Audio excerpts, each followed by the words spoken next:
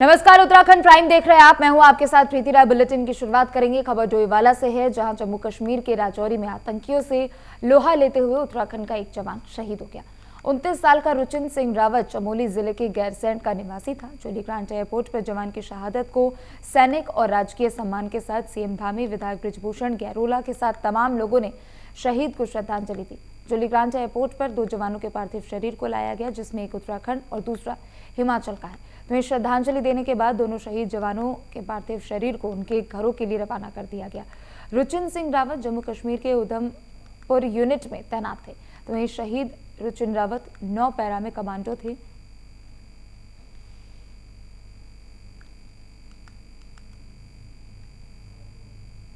जहां एक और हम सब लोगों के लिए आज 2 पार्थिव शरीर यहां पहुंचे हैं। हमारे प्रदेश के रुचिन सिंह रावत और हिमाचल प्रदेश के प्रमोद नेगी, दोनों के ही पार्थिव शरीर यहां पहुंचे हैं। जहां हमारे लिए एक तरफ बहुत दुखद क्षण भी है और उसके साथ साथ हमारे लिए गौरव भी है, गर्व भी है कि दोनों ने भारत माता की रक्षा के लिए, हम सब की रक्षा के लिए, देश की सीमाओं की रक्षा के लिए अपने प्राणों का बलिदान दिया है।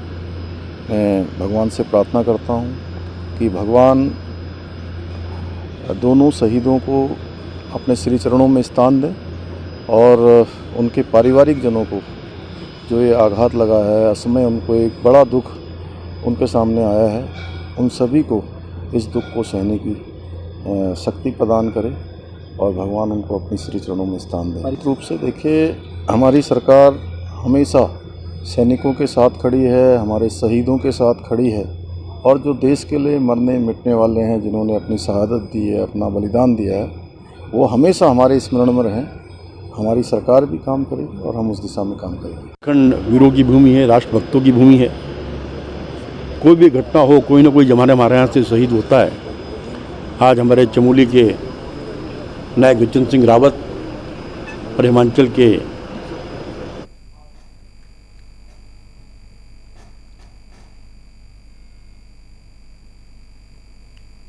तो राजौरी में शहीद हुए जवान को मुख्यमंत्री पुष्कर सिंह धामी ने श्रद्धांजलि दी।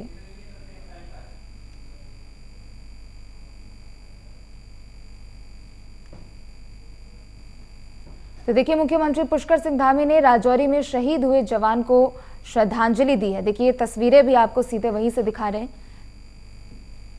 आतंकियों से लोहा लेते हुए जम्मू कश्मीर के राजौरी में बीते दिन जवान शहीद हो गए थे और इस दौरान उत्तराखंड के रुचिन सिंह रावत भी शहीद हो गए थे।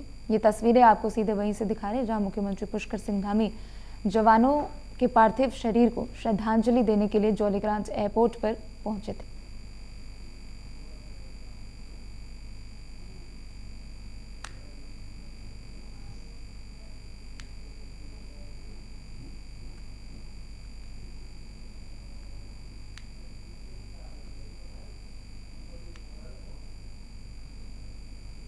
ऑपरेशन त्रिनेत्र के तहत आतंकियों से लोहा लेते हुए राजौरी में जवान शहीद हो गए। आपको बता दें कि उत्तराखंड के रुचिन सिंह रावत भी इस दौरान शहीद हो गए।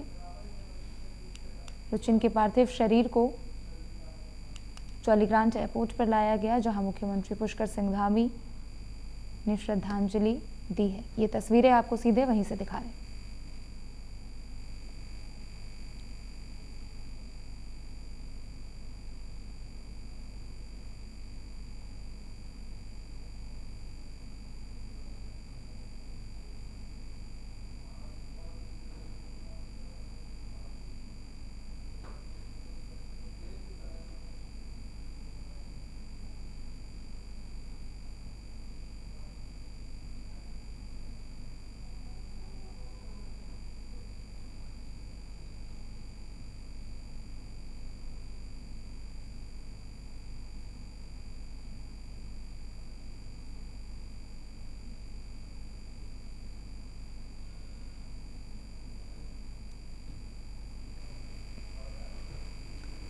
तो मुख्यमंत्री पुष्कर सिंह धामी ने जोलीग्रांट एयरपोर्ट पर शहीदों के पार्थिव शरीर को श्रद्धांजलि अर्पित की है। जम्मू कश्मीर के राजौरी में बीते दिनों आतंकियों से लोहा लेते हुए जवान शहीद हो गए थे। तो वहीं देहरादून में चारधाम यात्रा को लेकर श्रद्धालुओं में काफी उत्साह देखने को मिल रहा है। चारधाम यात्रा के लिए पंजीकरण का आंकड़ा 25 लाख के करीब पहुंचा हुआ है। तो वहीं 4 लाख श्रद्धालु चारधाम के दर्शन भी कर चुके हैं अब तक। केदारनाथ धाम के लिए सबसे अधिक 8.65 लाख यात्रियों ने पंजीकरण कराया। तो वहीं मौसम खराब होने के से फिलहाल 8 मई तक केदारनाथ के लिए पंजीकरण पर रोक लगाई गई है। केदारनाथ धाम के लिए 8,64,597, तो वहीं बद्रीनाथ के लिए 7,25,370, गंगोत्री के लिए 4,42,372, तो यमुनोत्री के लिए 3,94,896, जबकि हेमकुंड साहिब के लिए 25,674 श्रद्धालुओं ने अब तक रजिस्ट्रेशन कराया है।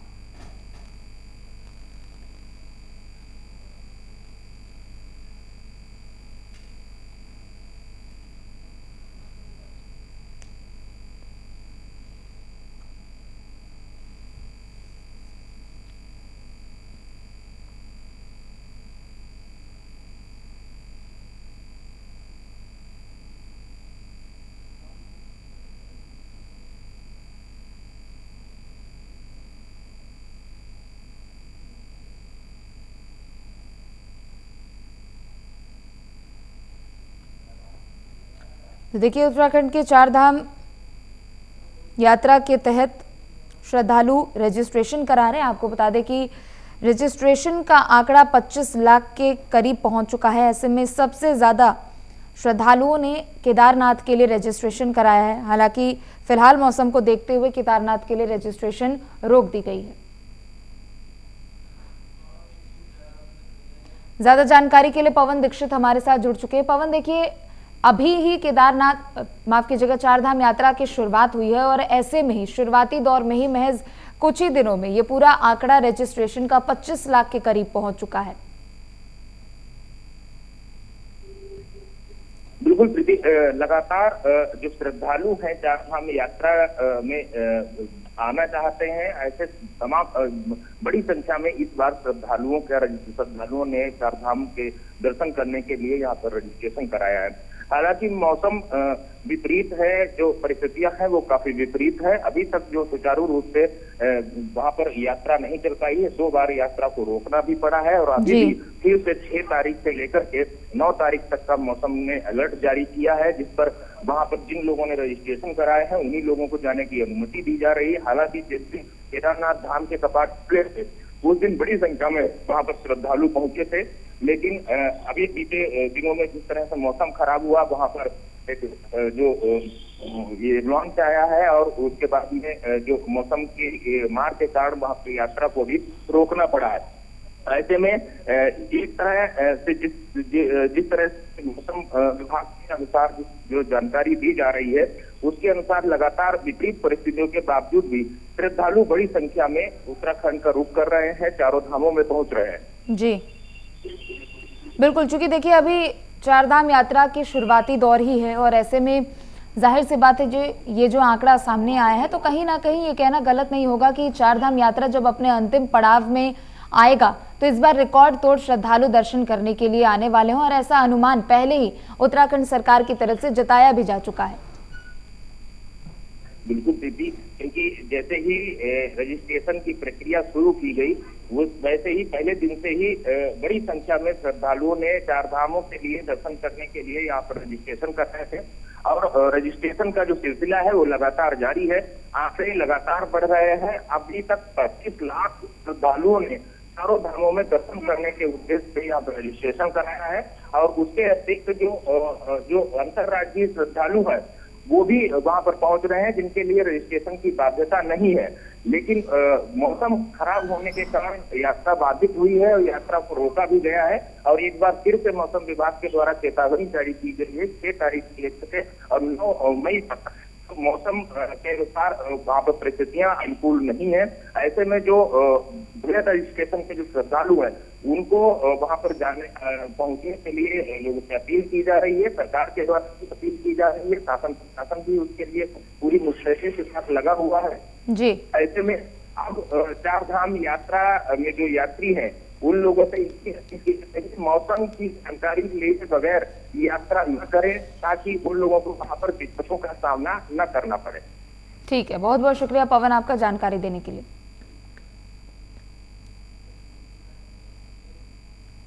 खबर उधम सिंह नगर से है, जहां एसओजी की टीम ने 22 लाख की नकली करेंसी के साथ 2 आरोपियों को गिरफ्तार किया है। दोनों आरोपी उत्तर प्रदेश के बिजनौर जिले से नकली करेंसी को काशीपुर क्षेत्र में सप्लाई करने आ रहे थे। किसी दौरान सूचना मिलने पर एसओजी की टीम के द्वारा दोनों ही आरोपियों को हिरासत में लिया गया और अब उनसे पूछताछ भी की गई है। साथ ही उनसे 22,85,100 रुपए की नकली करेंसी बरामद की गई है, जिसके बाद काशीपुर कोतवाली में दोनों ही आरोपियों के खिलाफ मुकदमा दर्ज किया गया और न्यायालय में पेश करने के बाद जेल भेजने की कार्रवाई भी की जा रही है। आज उधम सिंह नगर के पुलिस द्वारा उत्तराखंड के इतिहास में सबसे भारी मात्रा में जाली नोटों की एक जखीरा बरामद हुआ है। 4,417 प्रिंटेड 500 रुपए की करेंसीज बरामद किया है और उसके अलावा 18 जो है अनप्रिंटेड, हाफ प्रिंटेड, एक साइड प्रिंटेड हुआ नोट्स बरामद हुआ है। इनका कहना ये है कि इनको हाई क्वालिटी रेप्लिका मिल गई ऑनलाइन, मतलब डिजिटल रेप्लिका मिल गया, मतलब नोट का रेप्लिका, उसको यूज़ करके ये एक सॉफ्टवेयर के माध्यम से ये प्रिंट करते थे और प्रिंट करने के लिए ये स्टैम्प पेपर का जो पेपर होता है ना, स्टैम्प की पेपर होता है, उसके ऊपर प्रिंट करते थे। इन्हीं के मैं कहने के अनुसार जो है एक स्टैम्प पेपर पे ये 4 नोट छाप देते थे। तो उसके बाद हाई क्वालिटी कटर मशीन होता था जो बिल्कुल ही उसी डायमेंशन में काट देते थे। तो ये जो है 1 का 3 के भाव के बेचने का प्रयास किया जा रहा था इनके द्वारा, लेकिन जागरूक नागरिक जो होते थे उन्होंने हमारे एसओजी को सूचना दे दिया। जैसे ही ये लोग जो है एक बड़ा खेप लेके आए थे और काशीपुर में कुछ लोगों को बेचने का प्रयास किया जा रहा था, तो तभी जो है हमारा सूचना तंत्र एक्टिवेट हो गया था और जो है एक्टिवेट होते ही हमने एसओजी के माध्यम से इसका पूरी खेप को पकड़ लिया। कुल मिला के 22 लाख रुपए के भी अधिक नोट हमने बरामद किया है और 18 जो है आधा प्रिंटेड नोट बरामद हुआ है। प्रिंटिंग पेपर और उसके बाद पेपर की थान और उसका कंप्यूटर, प्रिंटर, सर्वर सब कुछ हमने बरामद किया, इंक्लूडिंग कटर जो इससे कट। ज्यादा जानकारी के लिए शाहिद खान हमारे साथ जुड़ चुके हैं। शाहिद, देखिए जैसा अभी हमने सुना पुलिस अधिकारी के बयान को, उनका भी कहना है कि उत्तराखंड के इतिहास में पहली बार इतनी बड़ी तादाद में जाली नोटों का जखीरा बरामद किया गया है। क्या कुछ और जानकारी पूरे मामले पर? जी बताना चाहूंगा, उधम सिंह नगर के ये काशीपुर में जो एसओजी टीम है इसके द्वारा 22,85,100 रुपए की नकली करेंसी बरामद की गई है। एसओजी के द्वारा बताया गया कि जो ये करेंसी थी, ये लोग जो 2 बंदे थे बिजनौर के रहने वाले थे और ये लोग यहाँ काशीपुर में नकली नोट सप्लाई करने के लिए आए थे। उसी को एसओजी की टीम और ने पकड़ लिया। ठीक है, शुक्रिया शाहिद आपका जानकारी देने के लिए। तो बड़ी खबर उधम सिंह नगर से है। आपको बता दें कि नकली करेंसी के साथ पुलिस ने 2 अभियुक्तों को भी गिरफ्तार किया। आपको बता दें कि दोनों आरोपियों के खिलाफ मुकदमा दर्ज कर लिया गया और साथ ही न्यायालय में दोनों की पेशी भी की गई और अब दोनों को जेल भेजने की तैयारी की जा रही है। आपको बता दें कि तकरीबन 22 लाख रुपए की नकली नोटों का जखीरा बरामद किया गया। तो वहीं एसओजी की टीम को सूचना मिली, जिसके बाद ये कार्रवाई की गई। साथ ही दोनों अभियुक्तों को गिरफ्तार कर न्यायालय में पेश किया गया और साथ ही अब जेल भेजने की तैयारी की जा रही है।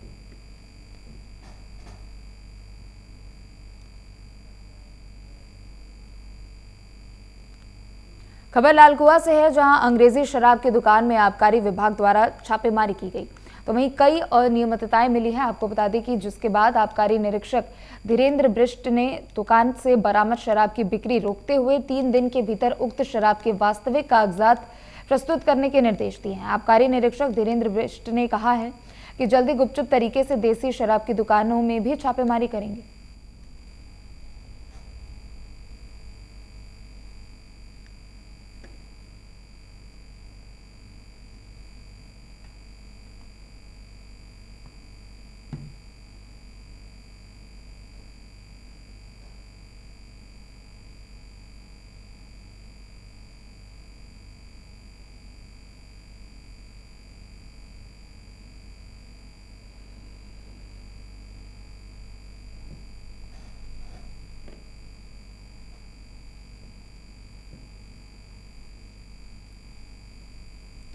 खबर लालकुआ से है। आपको बता दें कि अंग्रेजी शराब की दुकान में छापेमारी की गई और साथ ही दुकान के कागजातों को भी तुरंत पेश करने को कहा गया। आपको बता दें कि आबकारी विभाग द्वारा अब आने वाले समय में देसी शराब के भी ठिकानों पर छापेमारी की बात कही गई है।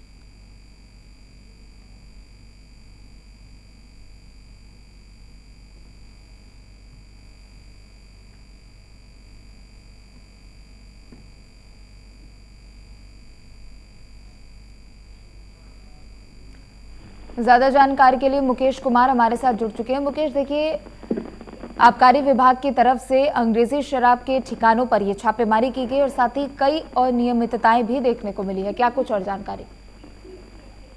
देखिए, लगातार शिकायत मिले थे कि शराब भट्टी पर, जो स्थानीय शराब भट्टी उस पर ओवर रेट बेचा जा रहा है और लगातार दूसरी शराब की दुकान से लाकर यहाँ माल बेचा। इसको लेकर शिकायत को लेकर गंभीरता से लेते हुए आबकारी निरीक्षक धीरेन्द्र बिष्ट ने यहाँ औचक निरीक्षण किया। निरीक्षण में छापेमारी की, जिसमें कई शराब जो भारी शराब थे वो मिली थी, उसको सीज कर दिया। हालांकि उन्हें 3 दिन तक इसकी बिक्री में रोक लगा रखी है। और साथ ही जो कागजातों को पेश करने के लिए कहा गया है, क्या उसके लिए भी कोई समय सीमा दी गई हो मुकेश? हाँ, निरीक्षण के दौरान जो शराब बरामद हुई थी उसके उनमें कहते हैं सैंपलिंग की गई, कहते हैं उसकी जांच से पता चला कि दुकान से मंगाई गई शराब है, जिसको लेकर उन्हें इसके 3 दिन का कागज पेश करने को है। ठीक है, बहुत बहुत शुक्रिया मुकेश आपका जानकारी देने के लिए।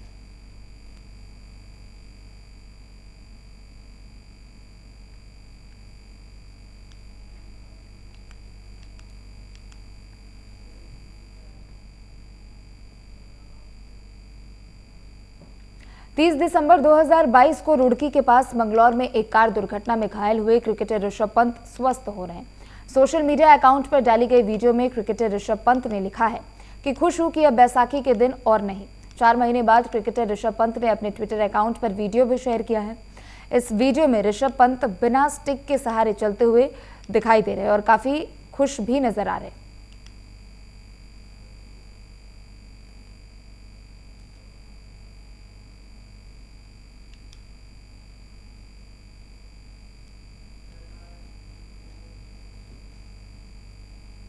तो वहीं बद्रीनाथ में येलो अलर्ट की समय सीमा गुजरने के बाद सूबे में 4 धाम यात्रा की रफ्तार पकड़ने लगी है। बैकुंठ धाम श्री बद्रीनाथ में मौसम के खुशगवार होने के बाद तीर्थ यात्रियों की आवाजाही अब और भी ज्यादा बढ़ गई है। 27 अप्रैल को धाम के कपाट खुलने के बाद अब तक बद्रीनाथ धाम आने वाले श्रद्धालुओं का आंकड़ा 1 लाख पार हो चुका है। श्रद्धालु बद्रीपुरी के आसपास के अन्य रमणीक स्थलों को देखने के लिए बड़ी संख्या में पहुंच रहे हैं।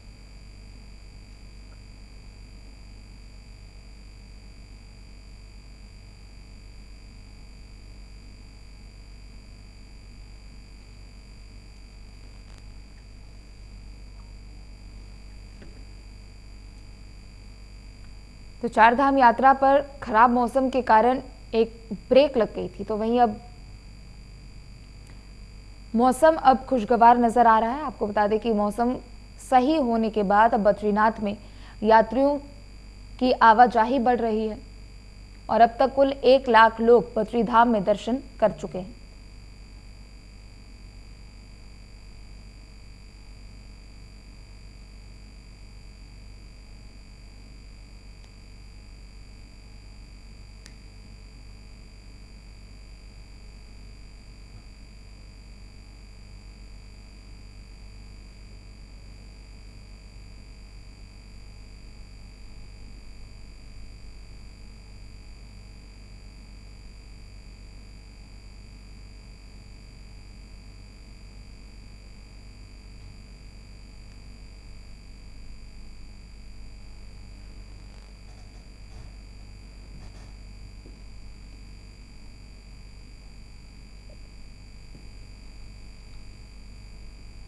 तो बद्रीनाथ में मौसम सुहाना होते ही 4 धाम यात्रा अब रफ्तार पकड़ने लगी है। आपको बता दें कि मौसम ठीक होने से एक बार फिर से यात्रियों का आवागमन शुरू हो चुका है और अब तक कुल तकरीबन 1 लाख श्रद्धालुओं ने बद्री विशाल के भी दर्शन किए हैं। ज्यादा जानकारी के लिए संजय कुंवर हमारे साथ जुड़ चुके हैं। संजय, देखिए, मौसम ठीक होते ही और साथ ही साथ मौसम को लेकर जो अलर्ट किया गया था उस समय सीमा के बाद अब एक बार फिर से बद्रीनाथ में श्रद्धालुओं का अब आना जाना लगा हुआ है।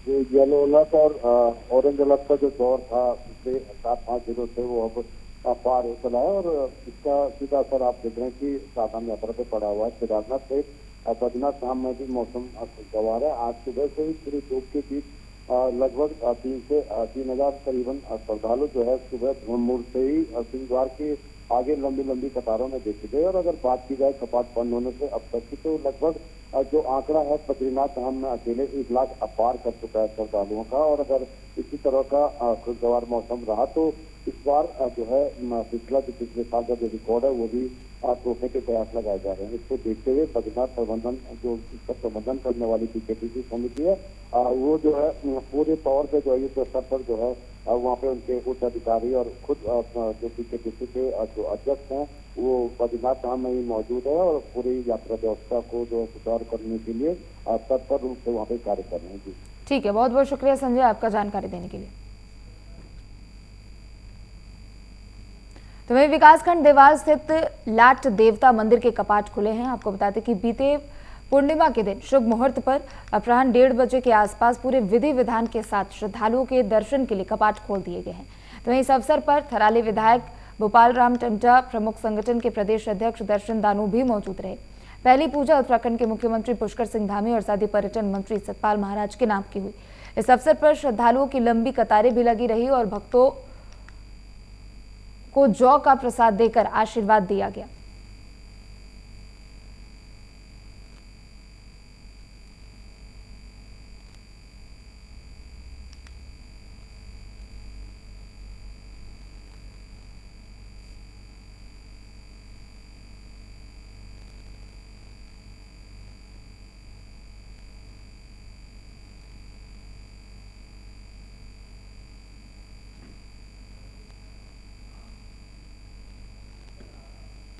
तो उत्तराखंड के थराली में लाटू धाम के कपाट खुले और इस दौरान सबसे पहली पूजा मुख्यमंत्री पुष्कर सिंह धामी और साथ ही पर्यटन मंत्री सतपाल महाराज के नाम से की गई और श्रद्धालुओं के दर्शन के लिए कपाट पूरे विधि विधान के साथ खोल दिए गए।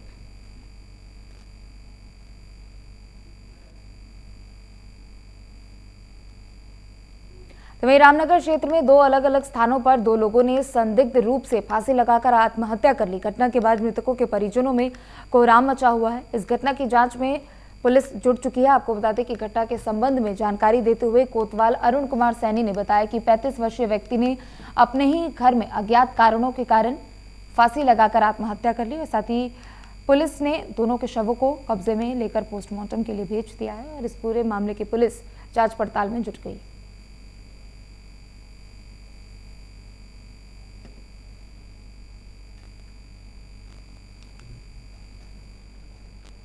देखिए, थाना रामनगर क्षेत्र में 2 अलग अलग सूचनाएं प्राप्त हुई है। पूछड़ी में एक 21 वर्षीय युवक ने फांसी लगाकर आत्महत्या कर ली और कल रात ही एक सूचना पीरूमदारा क्षेत्र में मिली है जिसमें एक अन्य युवक ने फांसी लगाकर आत्महत्या कर ली।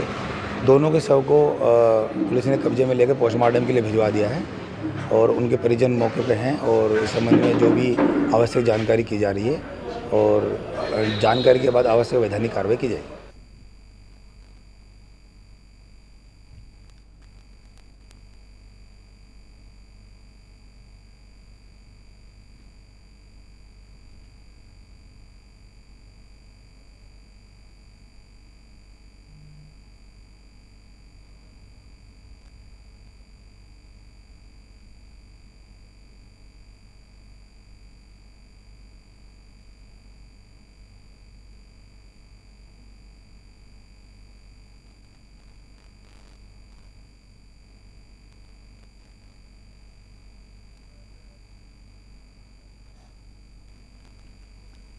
तो रामनगर में 2 अलग अलग जगहों पर 2 अलग अलग लोगों ने फांसी लगाकर आत्महत्या कर ली। आपको बता दें कि आत्महत्या के बाद परिवार वालों में कोहराम मचा हुआ है। साथ ही पुलिस ने दोनों मृतकों के शव को पोस्टमार्टम के लिए भेज दिया।